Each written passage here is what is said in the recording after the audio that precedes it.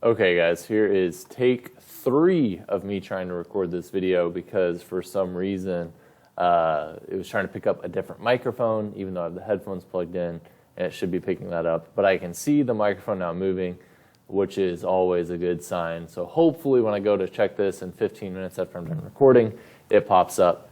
Anyway, clearly the production on this is bad, so please don't like this video, don't subscribe to my YouTube channel, don't do anything, just watch the video, okay?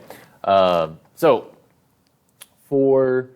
me go through the vocabulary real quick. Just so you know, I got these definitions word for word from the glossary, from the textbook. If you got your definitions from Google or online or somewhere else, then please make sure the definitions you wrote down match up with what is being said here roughly, right? Because sometimes the wording might be different, but it still means the same thing. You know, sometimes you might have written something down that doesn't really have anything to do with economic definitions, so just make sure the definitions that you have match that up, okay? So a market is, according to the definition, a meeting place or arrangement through which buyers and sellers interact to determine price and quantity of an economic product, maybe local, regional, national, or global. Okay, basically through all those fancy words, what they're trying to say is that a market is where something is bought and sold, right? Supply is the amount of a product offered for sale at all possible prices in a market at a given point in time. Essentially, how much of something is available at a given price. A demand is any combination of quantities that someone would be willing to and able to buy over a range of possible prices at a given moment. So basically, how much of something is demanded, how much do consumers want to buy at a certain price. The law of demand states that it's the rule stating that more will be demanded at lower prices and less at higher prices, which we know to be true, okay? When something's cheaper, more people want to buy it. If something's more expensive, less people want to buy it. The law of, before I go on. Basically, the law of demand states that the price and quantity demanded have an inverse relationship, okay? The law of supply, on the other hand, says that more will be offered for sale at higher prices, which, again, think about it from a business owner perspective. Basically, what you have is if businesses can charge more for a product, they are going to do so. Okay. The equilibrium price and quantity is the price at which quantity supplied equals quantity demanded. Okay. You might see it listed as a market clearing price, but I don't think that's on the test. But basically, that's where, okay, at this price, the quantity supplied is going to equal quantity demanded. All right. There's not going to be any surplus. There's not going to be any shortage. It's all going to even out. Okay. Absolute advantage and comparative advantage, we haven't really talked about these specifically, okay? But absolute advantage is a country's ability to produce more of a given product than another country, whereas comparative advantage is being able to produce a product more efficiently than another country, okay? Or at a lower opportunity cost, okay? If we think about this from the perspective of the Planet Money Makes a T-shirt videos that we watched forever ago, it seems like now, think about the United States, right? We in the United States have the ability to probably produce more T-shirts than almost any other country, with the exception of maybe China and India, just given their population. But the reason why we don't is because we are less efficient at producing clothing as other countries that currently do it, because we don't have the technology here already, we don't have the job training, we don't have the skills, our wages are really high. So that really impacts our ability to make those T-shirts, okay? So that's why we don't. Specialization is the assignment of tasks to workers, factories, or regions, or nations that can perform them more efficiently. So that's where someone says, oh, hey, we are really efficient, we're good at producing this, so we're going to focus on only producing that, right? Think about automotive jobs in certain regions in the United States, right? The upper Midwest, some parts in the South, okay? Because people there have training, they have the technology to do that. Pure competition is a theoretical market structure that requires 3 major conditions: very large numbers of buyers and sellers, identical products, and freedom of entry and exit. Remember, there are no perfect examples of pure competition, okay? Things that come closest, farmers markets and truck farmers, but there are no examples. Monopolistic competition is a market structure of having all conditions of pure competition except for identical products. It is a form of imperfect competition, all right? An oligopoly is a market structure in which a few large sellers dominate the market and have the ability to affect prices in the industry, okay? Again, few sellers dominating the market. A monopoly is where you have a single producer that dominates the market, okay? Now, for supply and demand, what are reasons that a demand curve will shift for a certain good? Remember, demand is all about consumer, so it's anything that impacts the consumer. So change in consumer income. People are wealthier, they're going to want to buy more of a product, okay? People are less wealthy, they're going to want to buy less of the product. Consumer taste, right? If something becomes popular, then more people are going to want to buy it. If something becomes less popular, fewer people are going to want to buy it. Price substitute and complementary goods, change in consumer expectations, and change in the number of consumers, right? More consumers equals more people wanting to buy stuff. Number 2, what are reasons that a supply curve will shift for certain goods? Remember, demand is all about the consumer, supply is all about the business. Okay, so there's going to be things that impact businesses. So a change in the cost of inputs / resources, right? Where you have basically, if something becomes more expensive to produce because the things that go into the production of that thing are more expensive, then that's going to decrease the supply because it's more expensive for that business, right? If you're Ford and the cost of steel goes up, well, the cost of producing your cars is going to go up as well. Change in productivity and technology, those kind of go hand in hand. So if workers become more productive, whether that's through technology or just through their own know-how, that's going to improve your ability to produce stuff. If they become less productive because of distractions like cell phones or other things, then that's going to decrease your productivity. A change in business taxes / subsidies and government regulations, those are going to either make things more expensive or less expensive to produce. Okay, so if something becomes more regulated, it's going to be more expensive for you to produce your products. If something becomes less expensive, it's going, or if there's fewer taxes, then it's going to become cheaper for you to make that product. What is the difference between a shift and a movement along supply and demand curves? Remember, a movement is just caused by a change in price only. Okay, a shift is when something that's listed above here causes a fundamental change within the market for a product, whether it's on the supply side or the demand side, or two things happening simultaneously that affect both. Okay. Now, number 4, I gave you these answers. I just want to go over them with you real quick. Draw supply and demand graph in equilibrium 4 times and explain what happens to price and quantity in each given scenario. So remember, we start in equilibrium here. Demand shifts right. So we have our equilibrium price, equilibrium quantity there. Demand shifts right. We have a new equilibrium point here. Price increases, quantity increases as well. Remember, those dotted lines just show us along the y and x axis where we're at quantity-wise. Okay. Demand shifts to the left. Right, we have a new equilibrium point here. Price decreases, quantity decreases as well. Supply shifting to the right and the left.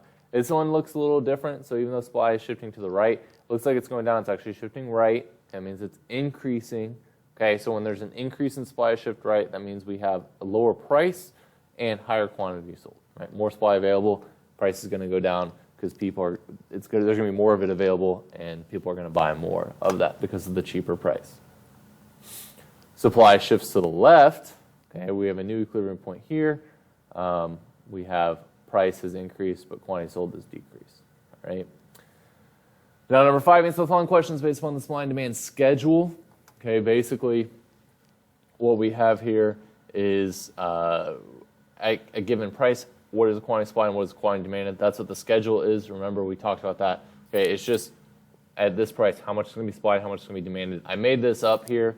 And I was hungry, I guess, when I made this up. That's why it's in the market for Chick-fil-A chicken sandwiches. Okay, so we are going to draw a supply and demand graph based on the supply and demand schedule, right? So you're basically plotting your points here along the x and y axis. So price is on the y-axis, supply and demand are on the x-axis. Okay, in terms of the quantity supplied and quantity demanded. So at $1.50, right, we have 10 supplied, right? $1.50, 10. And we have 70 demanded, so we go $1.50 over here to 70 and up from there, right? And then we just go on down the list. $3.30 supplied, okay, plot that there. 60 demanded, so we just go up, we plot that there. And then we go on up, $4.50, right? 50 quantity supplied, 50 quantity demanded. $6, 70 quantity supplied, 40 quantity demanded. $7.50, 90 quantity supplied, 30 quantity demanded, and at $9 for a chicken sandwich. Wow, that's expensive. One day you'll tell your grandkids you remember paying $4 for a Chick-fil-A sandwich, and they're going to think you're crazy. But anyway, so we got that. And what you do is you plot your points here, you connect your dots. You have your supply curve here, you have your demand curve. Sorry, the demand curve isn't perfect. I tried, but drawing on the computer sometimes doesn't always work out well.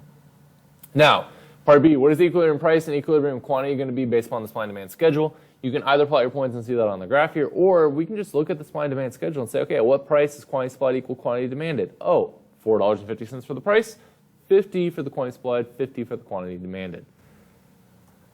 Part C, what would happen if the government imposed a price ceiling on chicken sandwiches at $3 per sandwich? Okay, so we're not just going to cover it in class, I'm going to cover it right here so you can know. At $3, let's say the government says, hey, the price cannot go above $3. Well, that locks that in. So at that price, what is the quantity supplied? What is the quantity demanded? Well, we can go back up to our supply and demand schedule here, or you can, if you have better eyes than I have, you can take a look and see and zoom in and see what that is there, but we can just go back up here and take a look. Okay, at $3, there's going to be 30 quantity supplied, 60 quantity demanded. That means we're going to have what's called a shortage of 30 sandwiches, all right? Because there's going to be fewer supplied, more demanded. They're going to run out. 30 people are going to be like, hey, where's my sandwich? This isn't cool, right? Because they're hungry. So, but that, that's why price ceilings are inefficient, okay? Part D, what happens to demand as price increases, okay? So when that happens, quantity demanded will decrease when price increases based upon the law of demand. What happens to supply as price increases? Quantity supplied is going to increase based upon the law of supply. Number 6, provide examples of each of the following. Pure competition. Remember, there are no true examples, but farmers market, truck farming come closest. B, monopolistic competition. All right, breakfast cereal, gum, fast food industry. Again, you're looking at industries where they're selling similar products but differentiating them. Okay, cereal, think about the hundreds of different breakfast cereals that are available to buy. Fast food, think about the dozens of different types of fast food restaurants that are available for you, and so on and so forth. Part C, oligopoly. Few companies dominating the market. Cell phone providers, AT&T, Sprint, T-Mobile, and Verizon dominate the cell phone providing market. The airlines in the United States for domestic flights, we have American, United, Delta, and Southwest, dominate that industry. Automakers, Ford, GM, and Chrysler, again, dominating that industry. Monopolies are technically not allowed to exist anymore in private companies, although there are some companies that are more monopolies that are getting close to that.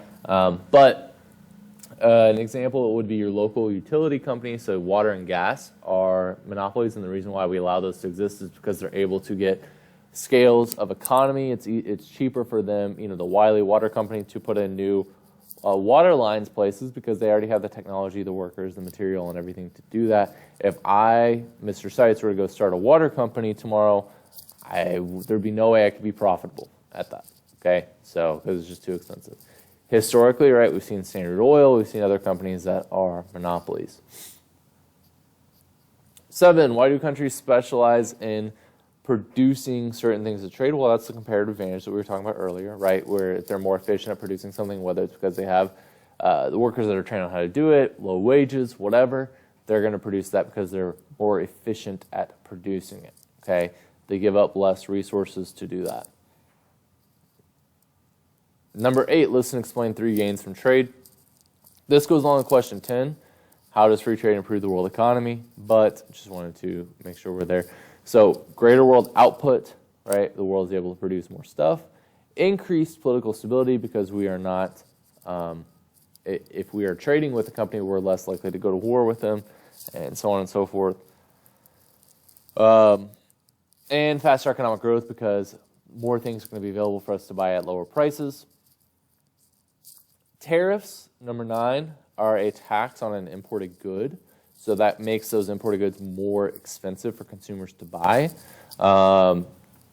which lessens the amount of stuff people are able to buy. Okay. Also, when tariffs are imposed on one country, they're not just going to sit there and say, oh, cool, you put a tariff on our exported goods. We're so happy that you did that. Thank you so much for making our stuff more expensive. Have a good day. No, they're going to retaliate. They're going to impose their own tariffs on our products that we are exporting into their country, as we've seen between the United States and China. We impose tariffs on their products. They impose tariffs on ours. We impose more tariffs on their products. They impose more tariffs on ours, right? And it's this back and forth. And then you have to de-escalate the situation, and it becomes really complicated and difficult to do that, okay?